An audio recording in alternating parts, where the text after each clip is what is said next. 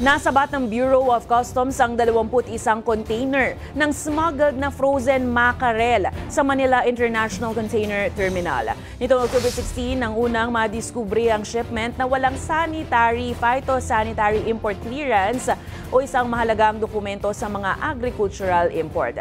Galing ang shipment mula China at ipinasok ng isang kumpanyang pag-aari ng Chinese national na may mga Filipino directors. Sa inspeksyon, natuklasang may glazing o manipis na film ng tubig ang isda para mabigat sa timbang at mas mataas ang presyo. Ayon kay Agriculture Secretary Francisco Tiu Laurel, paraan ito ng panloloko para kumita ng mas malaki ang mga negosyante. Patuloy ang investigasyon at plano ng DA na magsampa ng kaso laban sa importer dahil sa paglabag sa Anti-Agricultural Economic Sabotage Act. Iniyak naman ng mga otoridad na walang kakulangan sa supply ng isda sa Pilipinas sa ngayon.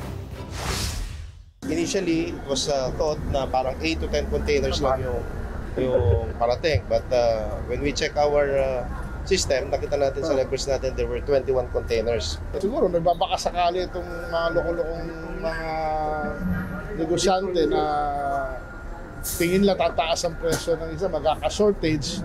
Kaya sila nagsusubok na magpasok nito.